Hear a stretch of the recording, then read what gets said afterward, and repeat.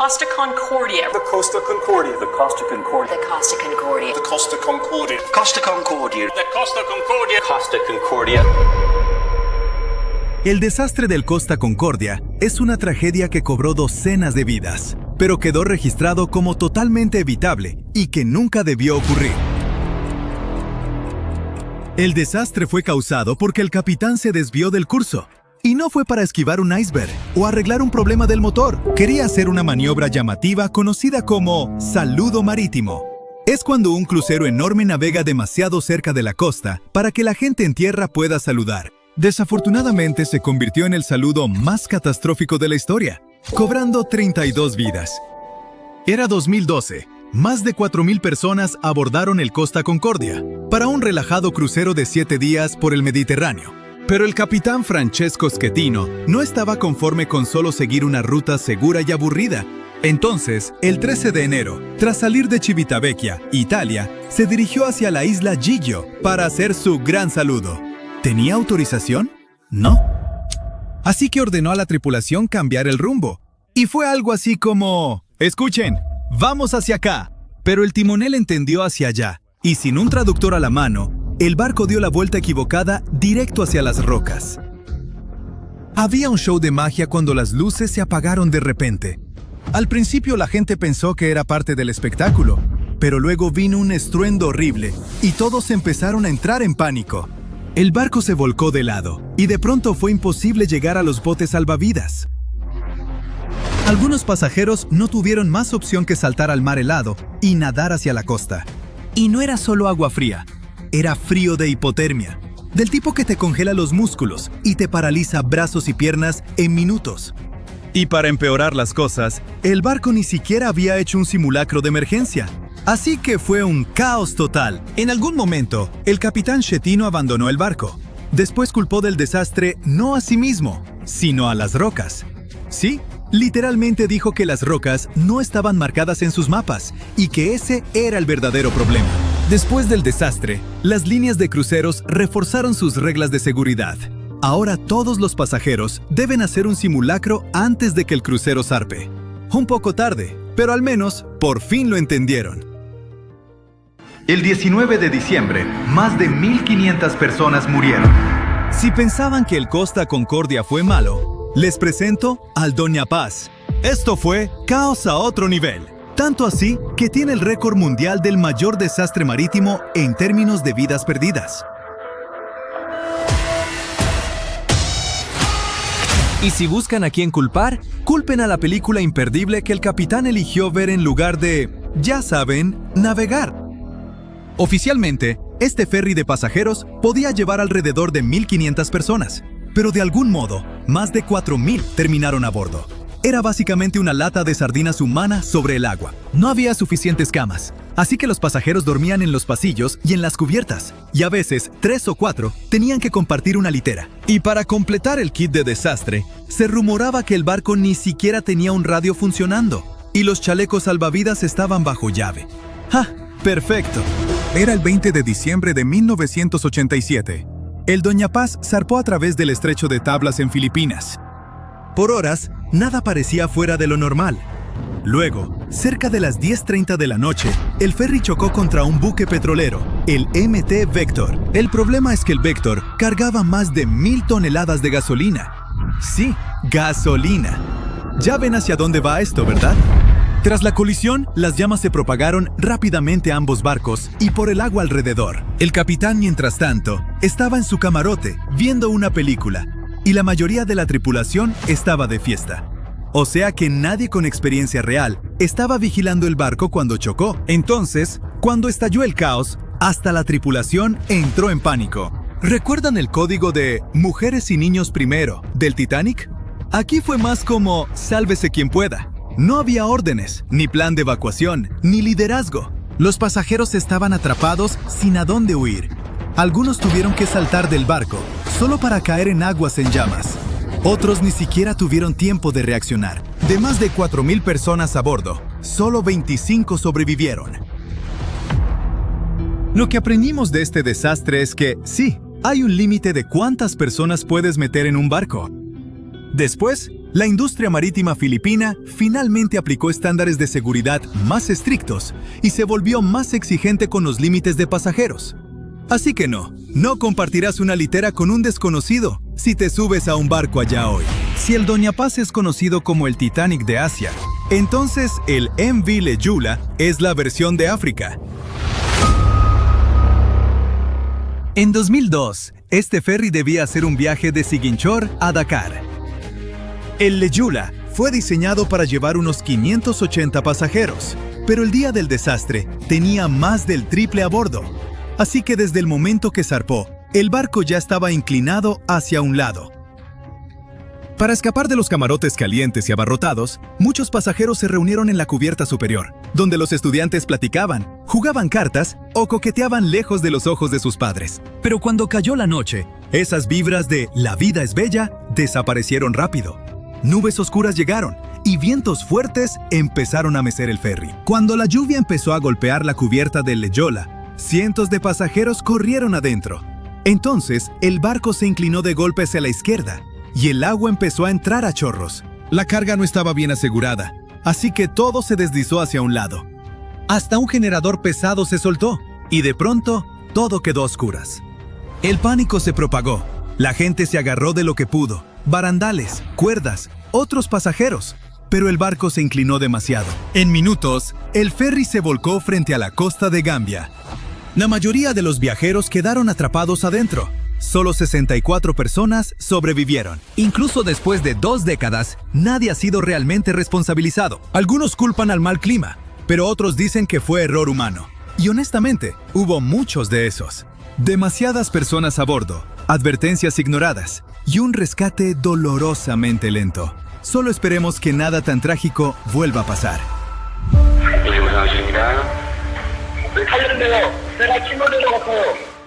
El último desastre de nuestra lista cambió a Corea del Sur. Hablamos del MV Sewol. Era abril de 2014. Un ferry con 476 personas, la mayoría estudiantes de preparatoria. Se suponía que sería un viaje divertido a la isla Jeju. Ya saben, selfies, botanas, brisa marina.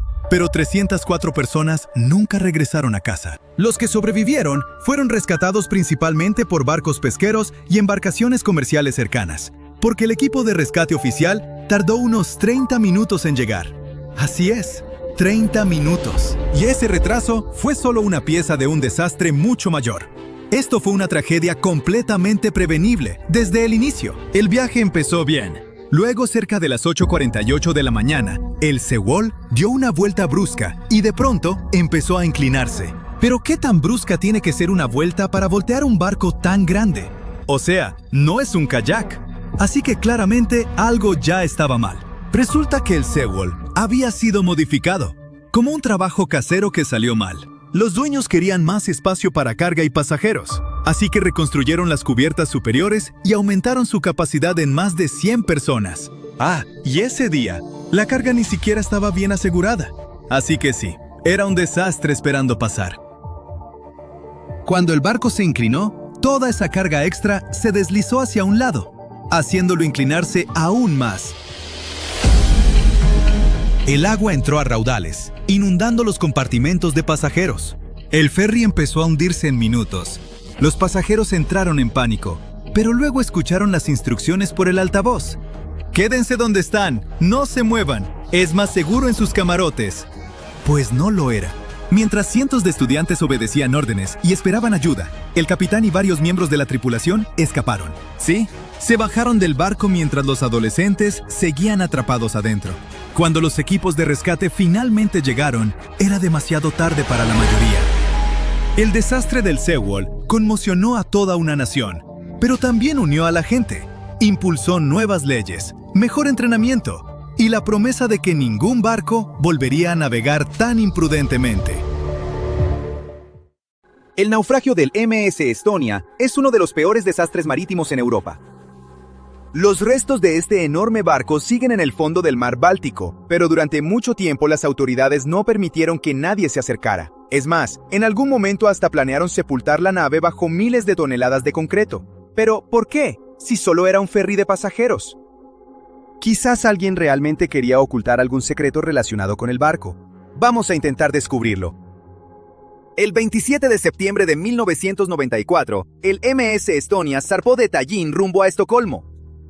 A bordo iban 803 pasajeros y 186 tripulantes.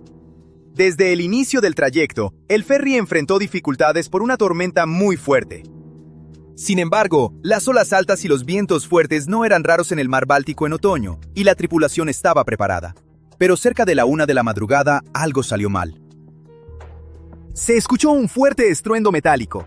Según el informe posterior del accidente, ese ruido fue causado por una ola gigante que golpeó el barco. Había algo raro en esa ola. Lo sabrán más adelante. Se escuchó un fuerte estruendo. Después, cerca de la 1 de la madrugada, el visera de proa se levantó, las puertas cedieron y el agua entró a raudales. La tripulación envió una señal, pero el agua llenaba el barco rápido. Cerca de la 1:50 de la madrugada, el Estonia se hundió. De todos los pasajeros, 138 personas sobrevivieron. Una de ellas falleció después en el hospital. La noticia del desastre conmocionó a Europa. Para Suecia y Estonia, fue una de las peores catástrofes en la historia de ambos países, ya que la mayoría de los pasajeros a bordo eran ciudadanos de estas naciones. Pero, ¿qué fue exactamente lo que pasó? ¿Por qué el barco se hundió tan rápido? ¿Qué fue esa enorme ola? Por supuesto, se inició una investigación. Al principio no hubo sospechas, pero luego pasaron cosas extrañas. Estonia, Suecia y Finlandia organizaron la Comisión Conjunta de Investigación de Accidentes, conocida como JAIC. Después de una investigación exhaustiva, la comisión concluyó que el mecanismo de cierre de la visera de proa falló por la presión del oleaje fuerte, provocando que la visera se desprendiera, arrancando la rampa de proa y permitiendo que cantidades enormes de agua inundaran la cubierta de vehículos. Pero, ¿por qué pasó esto? Dijeron que la causa fue un mantenimiento deficiente. Sin embargo, los sobrevivientes aseguraron que todo empezó con un fuerte estruendo. Los seguros no generaron ese sonido. Algo más ocurrió. La gente no solo escuchó la explosión, sino que también la sintieron. Pero por alguna razón, estos testimonios no se incluyeron en el informe. Raro, ¿no? Y eso fue solo el principio. Cuando un ferry está en puerto, su visera de proa hermética se abre para que los pasajeros y vehículos puedan abordar. Esta sección se abrió durante la tormenta y permitió que el agua entrara a chorros. Sin embargo, la visera de proa fue encontrada después a casi 1,5 kilómetros del sitio del naufragio. 6 semanas después del desastre, la sacaron del mar y la escondieron en una base cerca de Estocolmo para investigar. Esa pieza del barco sigue ahí hoy. Las autoridades suecas prometieron que iban a sacar el barco completo del fondo del mar, pero entonces algo pasó y de repente cambiaron de opinión. Luego, en 1995, los gobiernos de Suecia, Finlandia, Estonia, el Reino Unido y varios otros países prohibieron por completo cualquier investigación de los restos. Como castigo, los infractores podían enfrentar 2 años de prisión. Dijeron que era por razones éticas. Según ellos, el sitio es una tumba marítima y nadie debería acercarse por respeto a los ahogados. Pero las decisiones extrañas no terminaron ahí. Las autoridades de Suecia, Finlandia y Estonia incluso decidieron sellar el barco hundido con concreto para que nadie pudiera perturbar los restos ni permitir que los saqueadores llegaran a ellos. Por supuesto, los familiares de los pasajeros estaban indignados. Hicieron reuniones, manifestaciones, protestaron contra la decisión y funcionó. Las autoridades abandonaron el plan de sellar el barco con concreto, pero la prohibición de acercarse sin autorización sigue vigente. Tras la investigación y las declaraciones de los funcionarios, la gente empezó a hablar de teorías conspirativas. El barco quizás llevaba tecnología secreta o información confidencial. Considerando que esta hipotética tecnología iba en un barco de pasajeros, alguien pudo haber querido mantener ese transporte en secreto.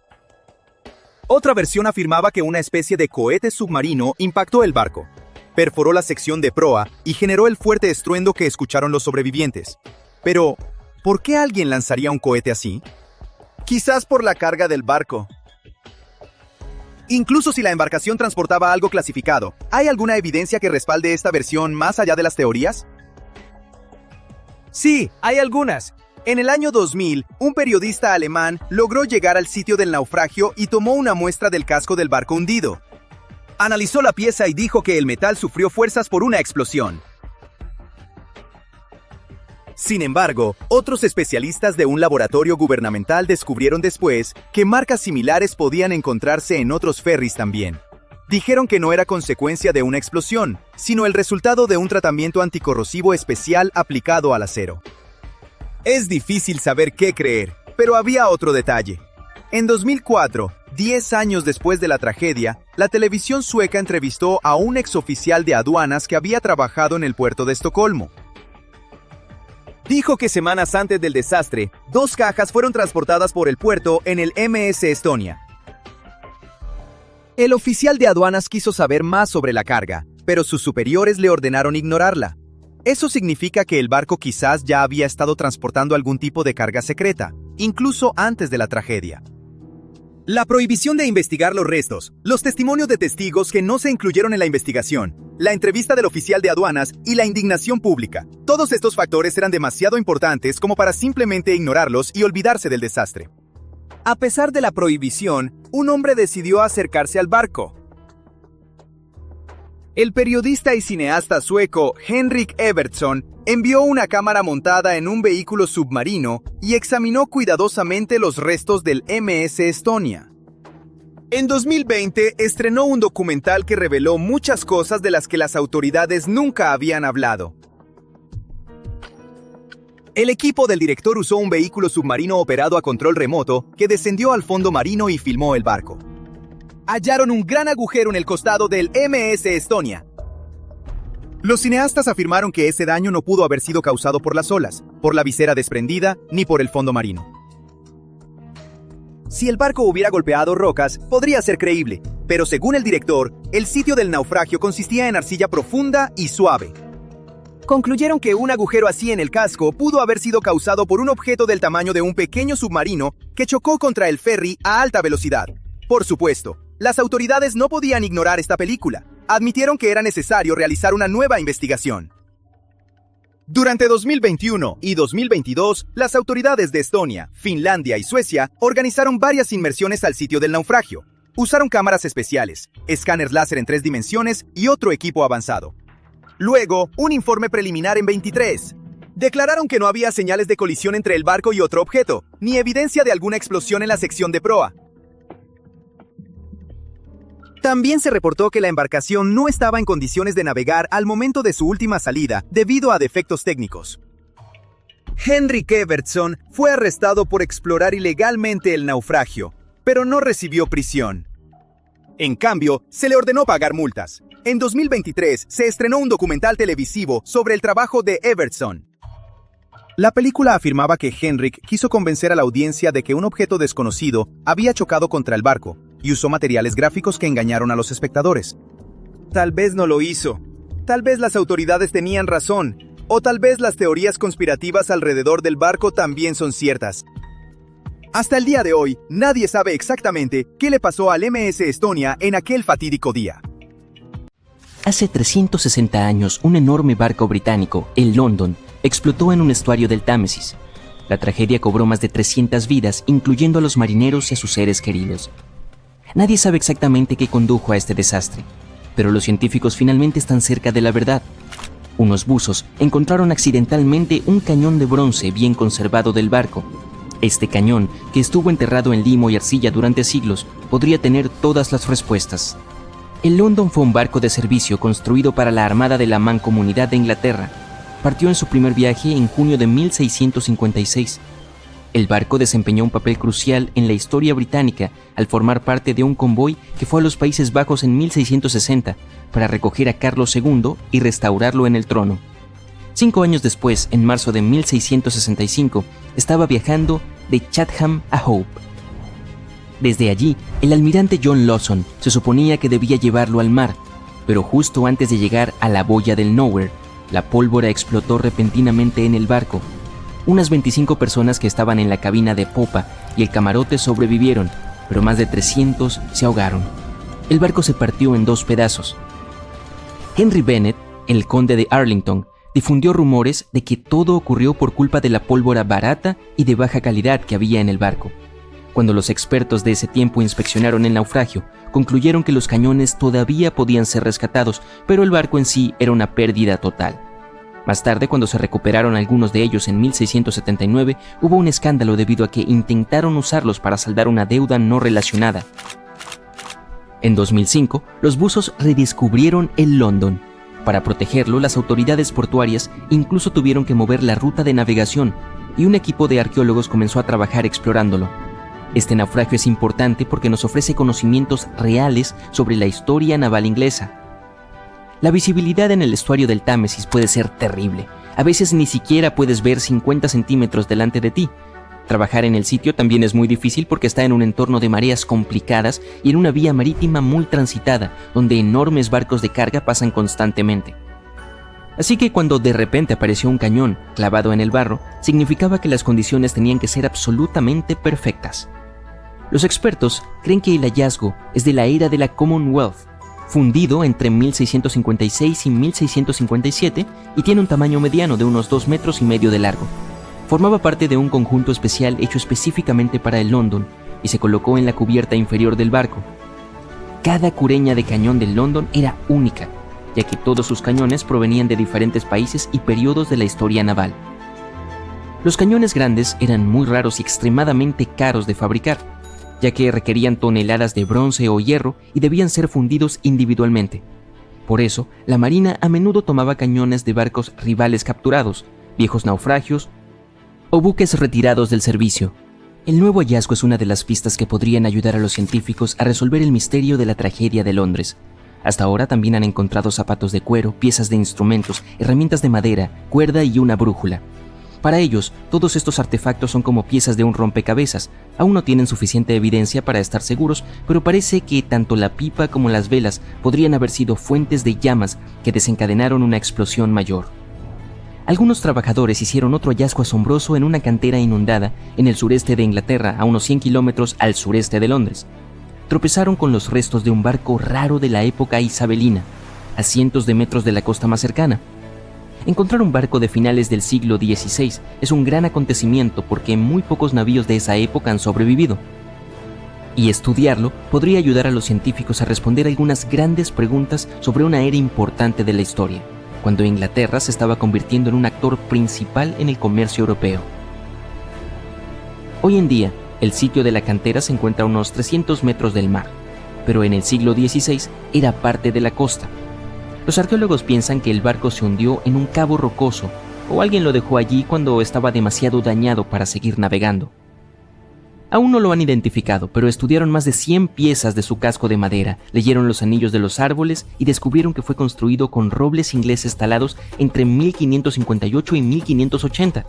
En esa época, el norte de Europa estaba cambiando del antiguo método clinker, donde las tablas se superponían como escamas de pescado, al estilo Carvel del Mediterráneo, en el que las tablas eran lisas y se unían entre sí, clavadas a un bastidor interno.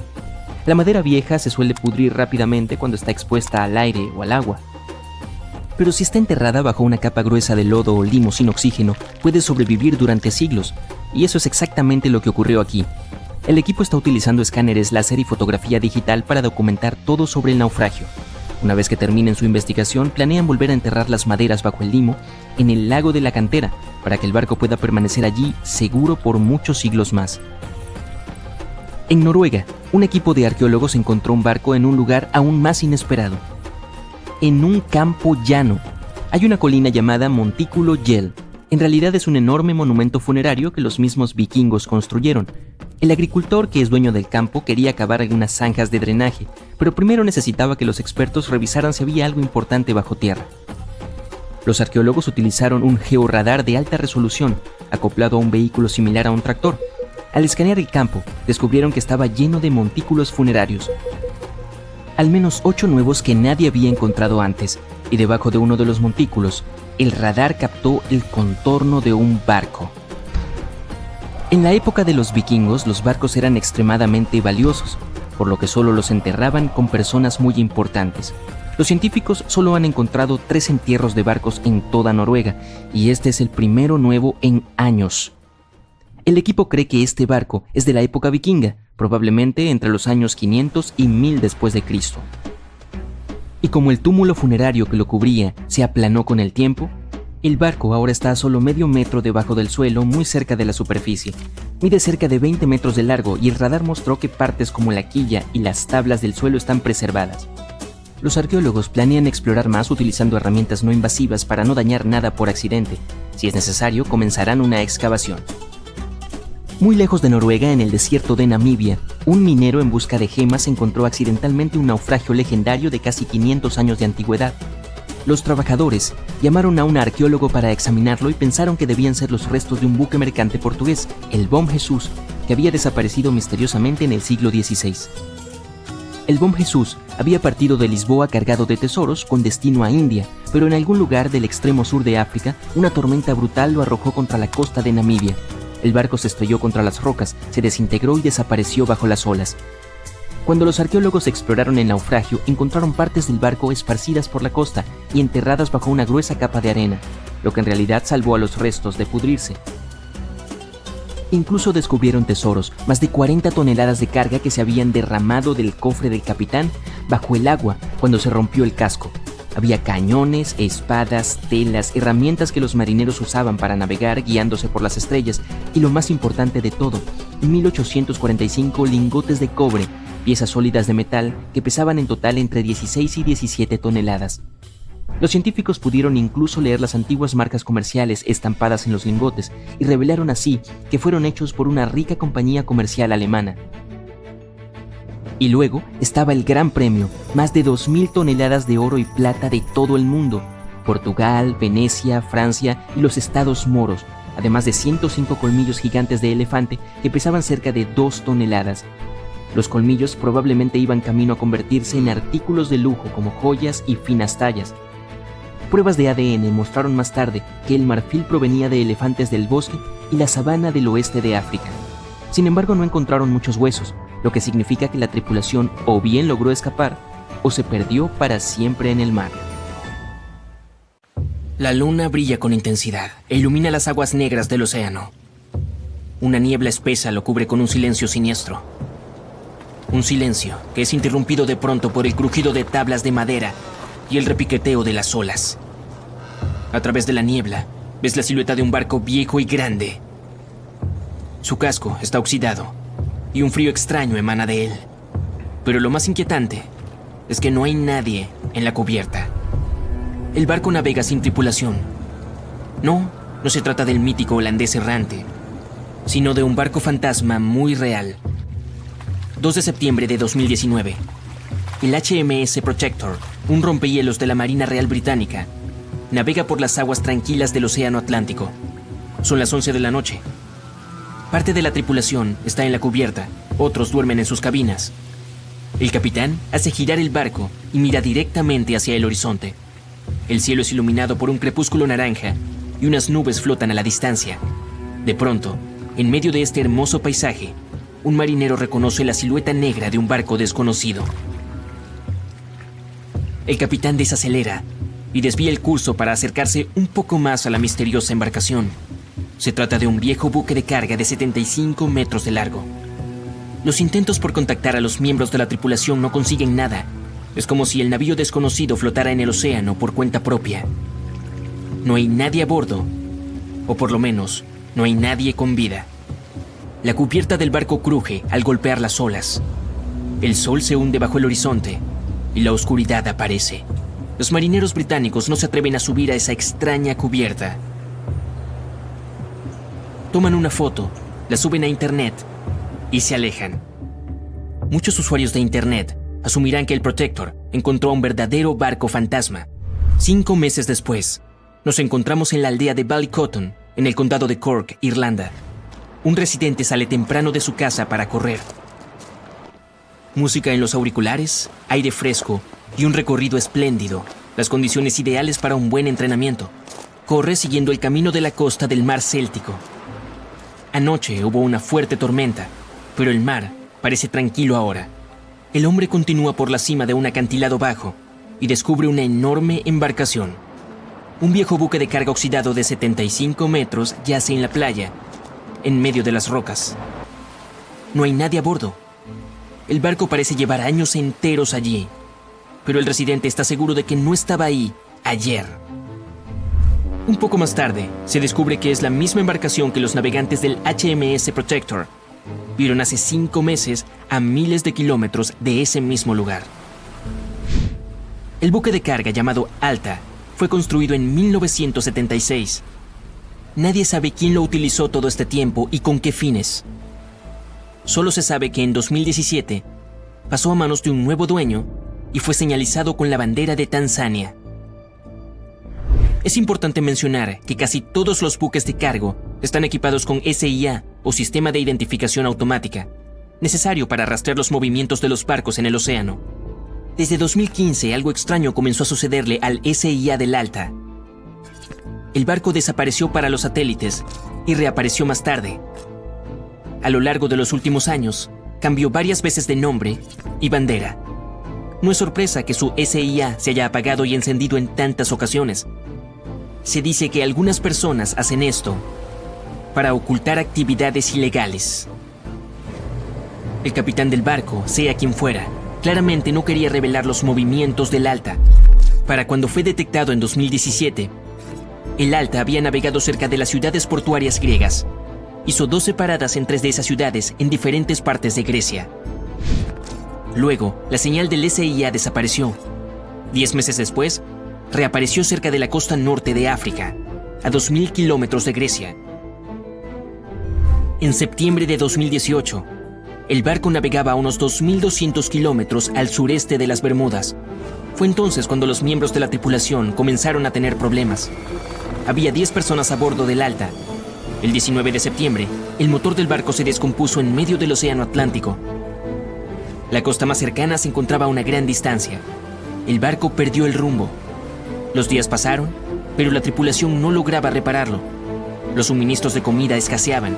La tripulación comenzó a entrar en pánico e intentaban contactar a alguien. La situación empeoró cuando se descubrió que un fuerte huracán se acercaba al lugar donde el Alta se había descompuesto. La tripulación se comunicó con la Guardia Costera de los Estados Unidos. El 2 de octubre, un helicóptero partió en dirección al buque y les dejó comida y agua. Con eso debía bastar para que la tripulación sobreviviera varios días. Una semana después, un bote de rescate navegó unos 2.400 kilómetros para dar con el Alta y ayudar a los marineros varados. Poco después del inicio del huracán, los rescatistas estadounidenses tuvieron éxito. Toda la tripulación fue llevada a Puerto Rico. El Alta permaneció a la deriva en el océano. Poco después, otro barco llegó y lo remolcó hacia la costa de Guyana. Fue entonces cuando algo salió mal, otra vez. El barco fue secuestrado. ¿Quién lo hizo y por qué? Todavía es un misterio. Pero después, por alguna razón desconocida, los responsables decidieron abandonarlo a su suerte en medio del océano. Durante casi un año, la ubicación del barco no pudo ser rastreada. Después, en septiembre de 2019, la Marina Real Británica lo encontró. Se desconoce cómo fue que el Alta logró cubrir la distancia del Atlántico y terminar en la costa de Irlanda. Se inició una investigación en este último país. Es necesario identificar al dueño del buque y hallar a alguien responsable para que lo remolque. Pero desde entonces no han encontrado a nadie. En una ocasión, una persona desconocida llamó a las autoridades irlandesas y dijo ser el dueño del Alta, pero no ofreció ningún tipo de evidencia. Se encontraron varios barriles de petróleo a bordo. Para desmantelar el barco, las autoridades tendrán que gastar unos 10 millones de euros. Los residentes locales también están molestos con el naufragio. El metal corroído es malo para el medio ambiente. Y unos chicos ya han subido a bordo. Publicaron un video en internet desde el interior del buque abandonado. El destino del Alta continúa sin resolverse. Aún permanece ahí. Ese barco navegó solo 2 años por el océano. En cambio, imagina si otra embarcación hiciera lo mismo durante 38 años. En todo ese tiempo, nadie logró capturarla. Y las personas aún siguen buscándola. Ese barco se llama SS Beichimo. Se trata de un buque mercante propiedad de una empresa comercial canadiense. En 1931, el barco quedó atascado en el hielo cerca de la costa de Alaska. Una fuerte tormenta de nieve se desató. La tripulación esperó una semana antes de que se terminara, pero solo empeoró. Un día, el clima mejoró un poco y una parte del grupo fue evacuada a la ciudad más cercana. El resto, junto con el capitán, instaló un campamento cerca del barco. La tormenta volvió a estallar y no se detuvo por un buen tiempo. era tan intensa que el capitán no podía ver lo que había a más de 1 metro de distancia. Por fin, cuando la tormenta pasó, el capitán descubrió que el navío simplemente había desaparecido. Supuso que el Beichimo se había hundido durante la tormenta. Una semana después, se le vio deambulando cerca del lugar donde se había perdido. El casco estaba tan dañado que no era seguro navegar en él. Así que el capitán decidió abandonarlo. Sin embargo, este no se hundió. Pasó 38 años a la deriva, recorriendo distintos puntos de la costa de Alaska. Más de una vez, las personas subieron a bordo, incluyendo a unos residentes nativos de Alaska y un grupo de investigadores. Los intentos de salvarlo del mar terminaron en fracasos. Las operaciones de rescate fueron saboteadas por el hielo a la deriva y el mal clima. La última vez que se le vio fue en 1969.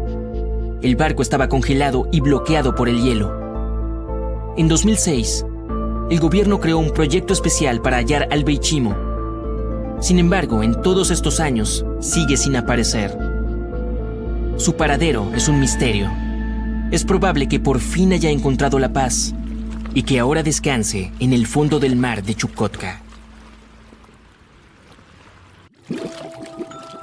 El viaje comenzó como cualquier otro. El carguero SS Cotopaxi se dirige a La Habana, en Cuba, para entregar carbón. Es el 29 de noviembre de 1925. Para el capitán Mayer, su tripulación y el barco, que salieron del puerto de Charleston en Carolina del Sur, será el último viaje. Su ruta atravesaba el Triángulo de las Bermudas. 2 días después de haber zarpado, el Cotopaxi envió una señal de auxilio. Había sido víctima de una fuerte tormenta tropical que lo había llevado a volcar. El viento era muy intenso y venía acompañado de unos poderosos relámpagos. La lluvia llenó progresivamente la bodega del barco. De pronto, hubo un destello blanco y el barco desapareció sin dejar rastro. Sus restos fueron hallados en el desierto de Gobi, en una punta completamente diferente del planeta. Los 32 miembros de la tripulación, incluyendo el capitán, desaparecieron. Por supuesto, la parte del desierto de Gobi es ficción. Para una de sus películas, Steven Spielberg imaginó que el barco había sido trasladado por alienígenas.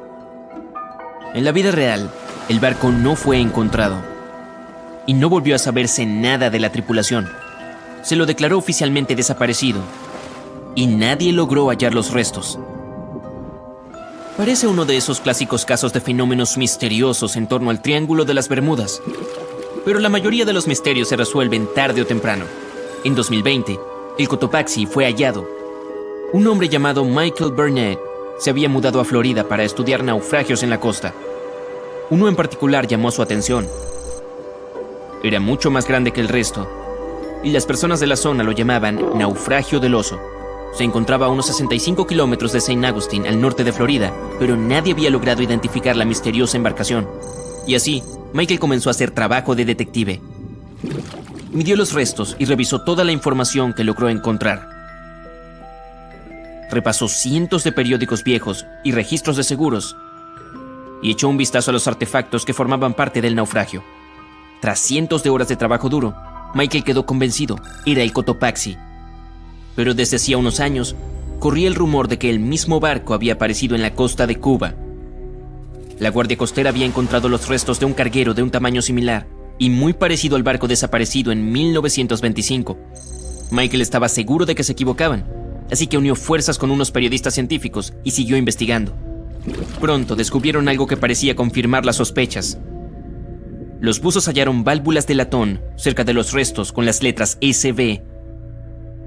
A Michael se le ocurrió que las iniciales podían referirse a la Scott Valve Manufacturing Company. La sede central de esta empresa se encontraba en Michigan, no muy lejos de donde el Cotopaxi había sido construido. Así que era probable que hubieran abastecido a la embarcación con partes. El rompecabezas parecía estar resuelto.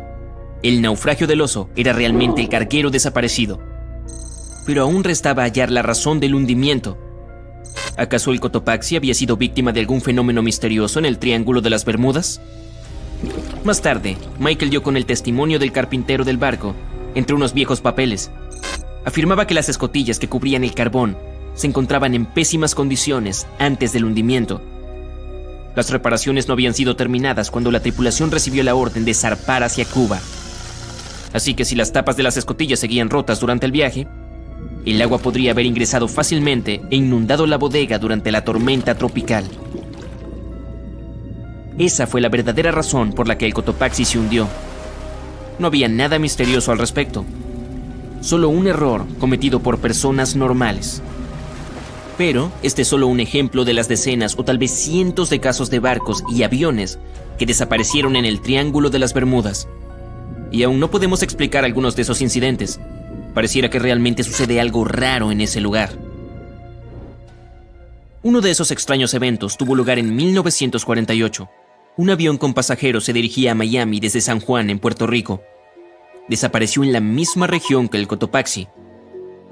Las 32 personas a bordo se esfumaron sin dejar rastro. El clima estuvo despejado en todo momento. Los expertos creen que, cuando el avión se encontraba a unos 80 kilómetros de la costa, un viento fuerte podría haberlo golpeado y desviado su curso. Años después, un avión similar fue hallado en la zona del Triángulo de las Bermudas. El problema es que, debido a la falta de información, fue imposible determinar si se trataba del mismo vehículo. Pero algo aún más extraño sucedió un par de años antes, en 1945. 5 aviones desaparecieron al mismo tiempo. Unos pilotos en formación entrenaban sus habilidades de navegación aérea.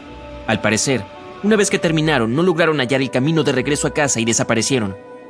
Muchos asumen que simplemente se quedaron sin combustible. Eso parece probable, pero de todas maneras, las circunstancias fueron bastante extrañas. Los novatos eran supervisados por un piloto experimentado que contaba con más de 2.500 horas de vuelo. Él nunca habría permitido que un grupo de principiantes se alejara tanto de la base. Hoy en día, muchas personas siguen preguntándose qué sucedió. Algunos insisten en que los pilotos se toparon con algo sobrenatural en el Triángulo de las Bermudas. Pero, ¿quién sabe? Este lugar también fue testigo de otro fenómeno extraño que ningún experto ha sido capaz de explicar. Un viaje en el tiempo. En 1970, Bruce Gernon volaba un avión desde la isla Andros hasta la costa de Florida. Cuando se encontraba a 3.500 metros de altura, una nube gigante apareció frente a él. Su tamaño crecía y crecía, y a Bruce no le quedó más opción que atravesarla. Una vez que lo hizo, el avión quedó rodeado en una oscuridad total. Parecía que el día se había convertido en noche en una fracción de segundo. De pronto, unos destellos blancos comenzaron a interrumpir la oscuridad. Eran tan brillantes que iluminaban todo el cielo. Pero no eran rayos, aunque tampoco logró determinar qué eran. El avión pasó casi 1 hora atravesando la extraña nube. Bruce notó que cambiaba de forma con el correr de los minutos. El espacio que rodeaba el avión se convirtió en un túnel que se hacía cada vez más estrecho.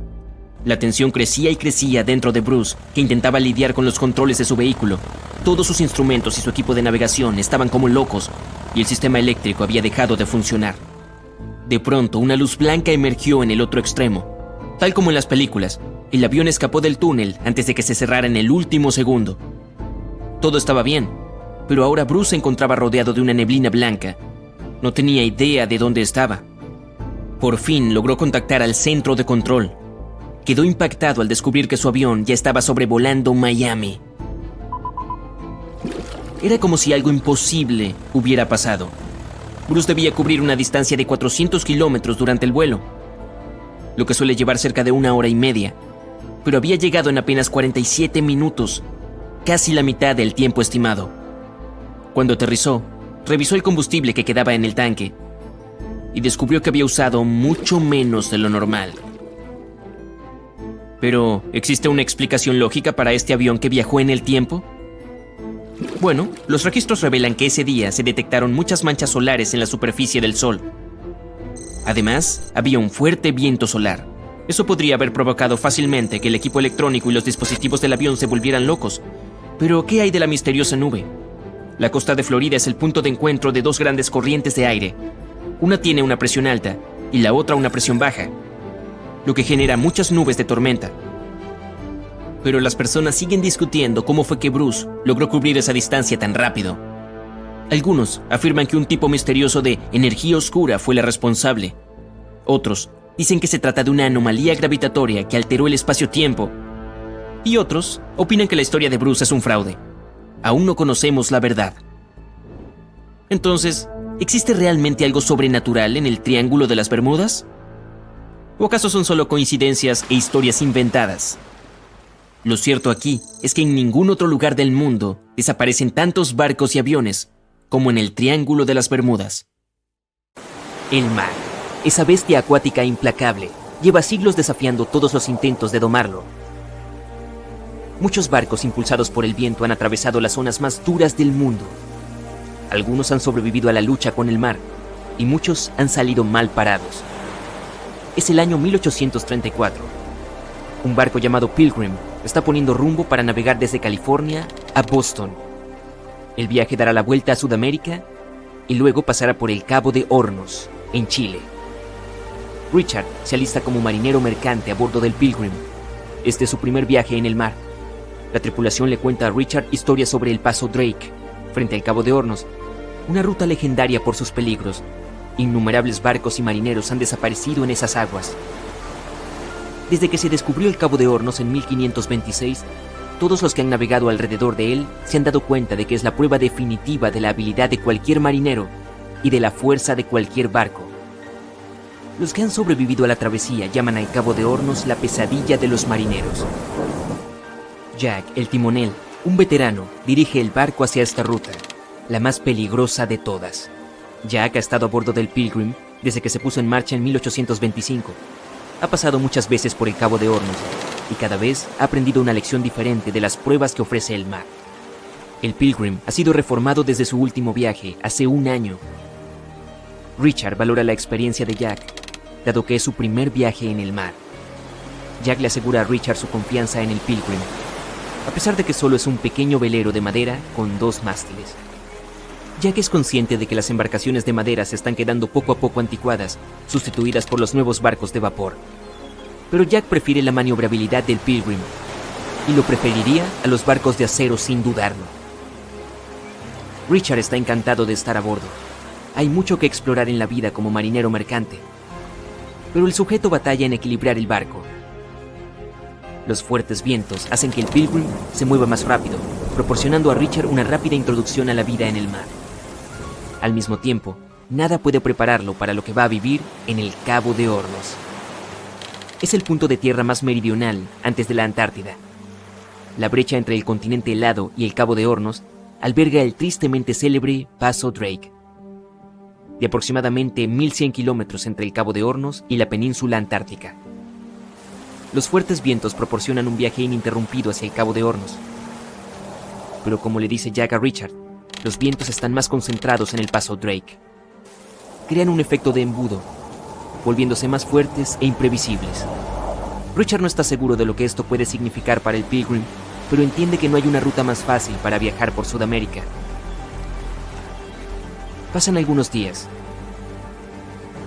El Pilgrim navega junto a las numerosas islas que conforman la costa oeste de Chile. Aunque el mar ha estado relativamente tranquilo, Richard sigue lidiando con su falta de equilibrio en el barco. Sus movimientos siguen siendo poco elegantes. El constante balanceo de la cubierta sube y baja, y a Richard le cuesta acostumbrarse al movimiento. Grandes olas aleatorias golpean al Pilgrim desde todos los ángulos. El barco se acerca rápidamente al Cabo de Hornos. Richard mira hacia las grandes y estruendosas nubes negras en la distancia.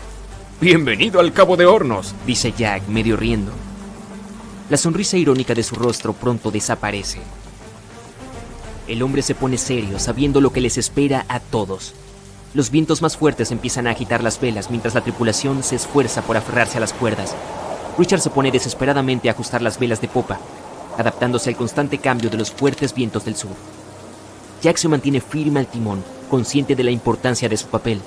Es cauteloso del oleaje, que puede aumentar muy rápidamente cuanto más al sur viaje. Es crucial que el Pilgrim no se aventure demasiado cerca del Cabo de Hornos cuando se acerquen.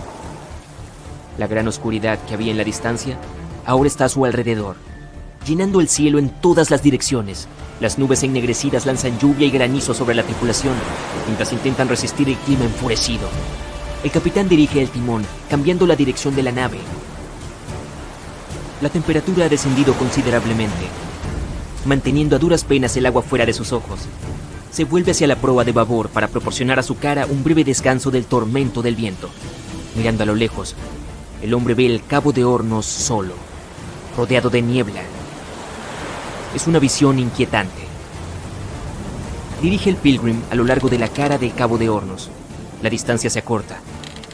Las olas se reducen en altura, ya que las profundidades se vuelven más superficiales, pero estas olas son mucho más pronunciadas y su ángulo puede causar más daño a la embarcación de madera. Jack no está seguro de la cantidad de estas olas que el Pilgrim puede soportar antes de que el casco se rompa. Richard, aún apostado en las velas de popa, observa el agua y los icebergs que flotan. No está seguro de su tamaño, ya que la mayoría están ocultos bajo el agua, pero sabe que debe alertar a Jack si alguno se acerca demasiado. Un solo iceberg que golpea al Pilgrim será todo lo que el casco pueda soportar. Obedientemente mira por encima de la borda y en la distancia. Los icebergs no son las únicas cosas que hay que tener en cuenta. Las olas son comunes en estos mares también. La conexión de los océanos Antártico y Pacífico, mezclada con el clima tormentoso, forma olas juntas. Y esto crea monstruosas olas mucho más grandes. Se sabe que estas olas alcanzan los 30 metros de altura. Pueden destruir la mayoría de los barcos a su paso. Seguramente será el fin del Pilgrim si se encuentra con una ola gigante. Las fuertes corrientes ajustan la ruta del Pilgrim, como si el Cabo de Hornos tratara de atraer al barco hacia sus bajos rocosos. Lentamente son arrastrados hacia el Cabo de Hornos. Jack está luchando contra la corriente en el timón, haciéndolo girar. Fuerza su cuerpo todo lo que puede. Gruñendo, hunde el timón de babor a estribor y viceversa. El capitán no deja de gritar indicaciones. Para un novato son extremadamente confusas, pero Jack, un veterano curtido, sigue interpretando las indicaciones con facilidad, dirigiendo para reajustar su rumbo lejos del Cabo de Hornos. El capitán ordena a Richard que evalúe el casco bajo la cubierta. Con el nivel de golpes que el paso Drake ha proporcionado hasta ahora, seguramente ha dañado el barco de alguna manera. Richard corre a la cubierta mientras otro marinero le grita algo, pero el ruido del mar hace que sea difícil de escuchar. Una ola golpea el costado, fluyendo hacia la cubierta. Richard consigue agarrarse al mástil antes de ser casi arrastrado por la borda. Toda la cubierta delantera parece estar bajo el agua. Aferrado al agua que se desliza por los costados del barco y esperando a que se despeje, Richard ve pasar lentamente el Cabo de Hornos. Sin embargo, hace señas hacia el Pilgrim, como si pidiera su cuota a la tripulación. Las corrientes siguen arrastrando el barco mientras la tormenta continúa, sin que se vislumbre el final de la lucha. La tormenta es cada vez más grande y feroz. Richard se reúne para bajar y evaluar los daños. Después de un lento descenso a las cubiertas inferiores, Richard puede por fin mirar por encima del casco desde los camarotes del barco. No hay daños por lo que puede observar, pero está sorprendido por la profundidad del agua en el interior. Ahora está a la altura de la cintura. Los vasos, entre otras cosas, flotan en el agua. Incluso dentro del barco, el sujeto no puede escapar de las olas. Incapaz de entenderlo todo, se queda congelado, escuchando el poder omnipotente de la madre naturaleza en el exterior. El mar ruge aún más salvajemente. Las olas golpean constantemente contra el casco. Suena como un sombrío tambor, una lenta cuenta regresiva hacia la desaparición del Pilgrim. Richard se obliga a volver a los terrores de las cubiertas superiores, agarrándose a las barandillas para recorrer con cuidado las resbaladizas escaleras. Deja atrás los inquietantes crujidos de las cubiertas de madera, que pronto son sustituidos por los tensos sonidos de las cuerdas, los gritos de otros marineros y el ensordecedor rugido del mar, que se estrella a su alrededor. Jack está al timón, concentrado en su papel, todavía luchando contra el viento y las olas, incluso con la adición de hielo y escarcha. Parece que el mundo que lo rodea se ha propuesto distraer al hombre de su deber. Pero Jack sigue adelante con determinación. Por 9 días, el Pilgrim lucha contra los constantes cambios de clima tormentoso, enfrentándose a todo tipo de obstáculos, pero consigue salir adelante. Al dejar atrás la tormenta, la tripulación pone rumbo al norte para llegar a su destino. La visión del sol asomando entre las oscuras nubes es lo más reconfortante que ha experimentado Richard. Por desgracia, él perdió sus raciones en algún momento de la tormenta. En el mar, si éstas se pierden, es tu propia mala suerte. Por suerte, Jack tiene la amabilidad de compartir algunas de las suyas. En 2017, más de 25 millones de personas se embarcaron en cruceros a lo largo del mundo.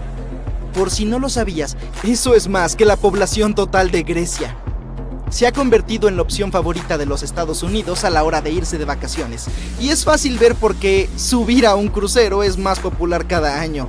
Los cruceros también están ganando presencia entre las nuevas generaciones. 2/3 de los millennials y la generación Y afirman que los cruceros son su nuevo tipo de vacaciones preferido. ¿Cómo puede ser? Bueno, veamos. Es fácil de planificar. Una vez a bordo puedes encontrar actividades para todos los miembros de la familia y tienes la oportunidad de visitar varios destinos diferentes en un solo viaje. Una ventaja adicional de viajar en un crucero, puedes conocer varios destinos para un futuro viaje. El entretenimiento a bordo suele ser de primera categoría, lo que proporciona a los pasajeros una sensación extra de lujo, y las comodidades y el alojamiento suelen ser muy confiables, y esto sin mencionar que ofrece a los turistas la sensación de haber alcanzado todo lo que buscan fuera de la oficina. Royal Caribbean International es una de las empresas de cruceros más importantes del mundo. En 2018 contaba con más del 19% del mercado de cruceros. Su flota actual se divide en muchas clases diferentes de barcos, incluyendo la clase Voyager, Radiance y Quantum. La última adición a la impresionante flota fue construida en 2018. El Wonder of the Seas es actualmente el crucero más grande del mundo, dado que este espectacular transatlántico acaba de realizar su viaje inaugural en marzo del 2022. Conozcamos algunas de las increíbles ventajas que ofrece a los pasajeros. En primer lugar, el barco es tan grande que tuvo que dividirse en vecindarios. Es lógico, ya que el Wonder of the Seas tiene capacidad para casi 7,000 pasajeros. ¿Te gusta Nueva York? Genial, porque cuenta con su propio Central Park, con unas 10,000 plantas que puedes conocer. El Central Park del barco es una característica de todos los barcos de la clase Oasis y es uno de los llamados vecindarios. Veamos otras partes, ¿de acuerdo? Como esta cubierta que incluye una sala de juegos, una tienda de dulces y un bar de deportes. Es ideal para dar largos paseos. En el Wonder of the Seas hay una zona para practicar deportes que cuenta con numerosas piscinas y jacuzzis. En la zona deportiva puedes hacer todo tipo de actividades. Luego está la Royal Promenade, o Promenade si así lo prefieres. Es la calle principal del Wonder of the Seas, con bares, salones y lugares para tomar un café o un lujoso latte. El vecindario de entretenimiento es el punto central de las actividades de ocio del barco. Aquí los huéspedes pueden encontrar un club de comedia, una pista de patinaje sobre hielo y hasta un teatro. La zona de spa y ejercicio es tranquila y cuenta con una gran variedad de tratamientos disponibles. Por cierto, el centro de ejercicios es gratuito, así que no hay excusa para que los pasajeros se salten el día de piernas. Han agregado una octava zona adicional al Wonder of the Seas llamada Vecindario de las Suites. Es una zona exclusiva y diseñada para los huéspedes que se alojan en las suites. Oh, ya entiendo. Se encuentran en la parte superior del barco. Estos huéspedes tienen miembros del personal designados para ellos llamados Royal Genies. Sí, si frotas una lámpara en tu suite, ellos aparecerán. Nah, es broma. Los Genies son similares a los mayordomos y pueden atender a unos pocos camarotes. Por supuesto, la compañía de cruceros quiere evitar que los demás huéspedes hagan varias preguntas a estos miembros de la tripulación y que acaparen su tiempo. Por eso, los genios no llevan etiquetas con su nombre en las zonas públicas. En cuanto a su itinerario, inicialmente el Wonder of the Seas iba a tener su puerto base en China, pero Royal Caribbean decidió trasladar el transatlántico a los Estados Unidos. En marzo de 2022, el barco comenzó su viaje con itinerarios de 7 noches por el Caribe Oriental y Occidental. En mayo de 2022, el Wonder of the Seas tiene previsto un viaje a Europa con cruceros por el Mediterráneo Occidental desde Barcelona y Roma para sus pasajeros. Los turistas también podrán visitar Palma de Mallorca, España, y Capri, Italia. Cuando termine la temporada de verano, está previsto que el Wonder of the Seas regrese a Florida para ofrecer viajes durante todo el año a partir de noviembre de 2022. Existe un rumor falso que afirma que habrá un nuevo crucero especial para alérgicos y que se llamará Wonder of the Achis. No hay nada de cierto en eso. Es difícil imaginar un barco tan enorme y capaz de albergar tantas comodidades a bordo. A modo de comparación, el Titanic fue el barco más grande de su época, con 270 metros de longitud. El Wonder of the Seas no solo mide 360 metros de largo, sino que también es un 36% más alto y un 34% más ancho. Hablando de botes salvavidas, que es lo que voy a hacer, el Titanic tenía apenas 20 botes salvavidas a bordo, que trágicamente no fueron suficientes para acomodar a todos los pasajeros después de que el barco chocara con el iceberg. Pero el Wonder of the Seas tiene un número aún menor de botes salvavidas, 18 para ser exactos. ¿Suena extraño y peligroso? Bueno, en realidad no, ya que cada uno de estos botes salvavidas puede albergar hasta 370 personas. Esto significa que todos los pasajeros y miembros de la tripulación, unos 8000 si se llenara, estarán a salvo en caso de emergencia. Si de alguna manera pudiéramos organizar una carrera entre los dos barcos, bueno, el Titanic sería más rápido, superando al Wonder of the Seas por un nudo por hora. Hoy en día los pasajeros de cruceros están más interesados en la experiencia que en la velocidad del barco en sí. Por eso la velocidad no es un aspecto extremadamente importante. En términos de costos, el Titanic costó unos 7.5 millones de dólares en el momento de su construcción, lo que hoy equivale a unos 200 millones de dólares. ¿Y el Wonder of the Seas? Su construcción costó la asombrosa cifra de 1.350 millones de dólares, lo que lo vuelve 6 veces más caro que el Titanic. ¿Qué tal si comparamos los precios de las entradas? Bueno, en este caso, el boleto más barato del Titanic costaba 7 libras esterlinas, lo que equivale a unos $1,000 en la actualidad. El boleto más barato en el Wonder of the Seas cuesta actualmente $423, pero los precios pueden variar según el lugar y la temporada, el itinerario y la propina que le des a tu Royal Genie. Y sé que quieres preguntarlo, ¿qué pasará con los icebergs? Bueno, el Titanic navegó por el gélido Atlántico Norte, donde era necesario estar atento a ellos. El Wonder of the Seas navegará por el cálido Caribe, donde lo peor que podrás presenciar es un 17 en el Blackjack. Ups, perdiste. Al lado de sus otras hermanas de la flota de Royal Caribbean, el Wonder of the Seas sigue siendo igual de impresionante. Los primeros barcos de la compañía podían albergar a unas 2.500 personas, incluyendo a los pasajeros y al personal. Estos barcos eran el Splendor of the Seas, el Legend of the Seas y el más pequeño de todos, el Pulgarcita of the Seas. No, espera, su nombre es Empress of the Seas. Ups, me equivoqué.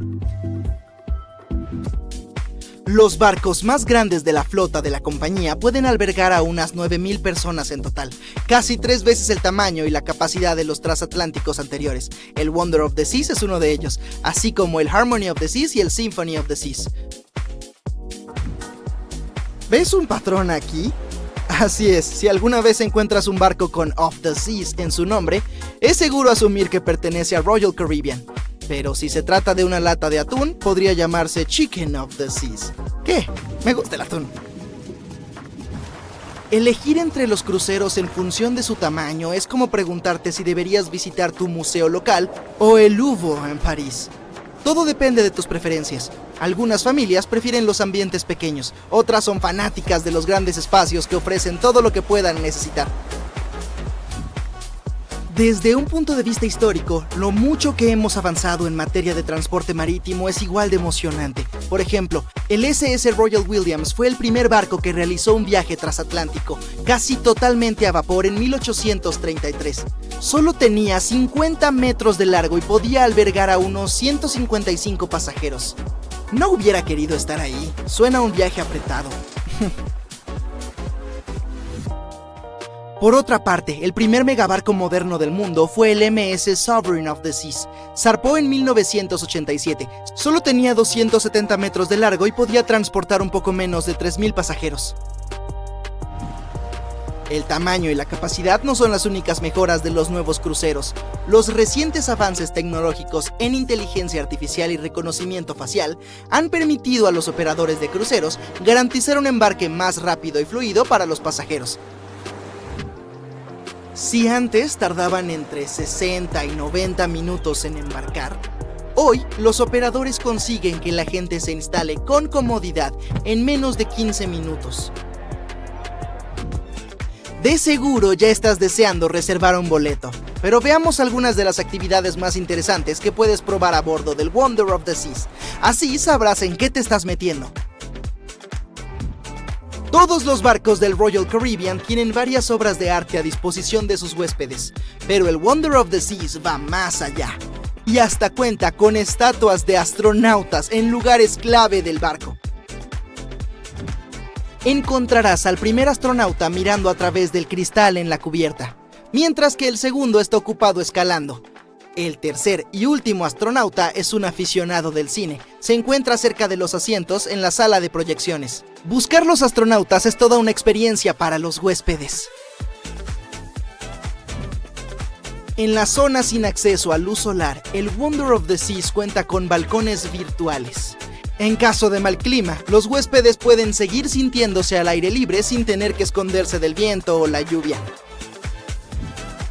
Los adolescentes tienen un lugar propio en el barco. Hay un club especial con una bañera de hidromasaje privada, una zona de selfies, juegos y asientos cómodos. La parte interior de este club cuenta con una máquina expendedora, una interesante colección de literatura y fútbol de mesa. ¿Dónde me anoto?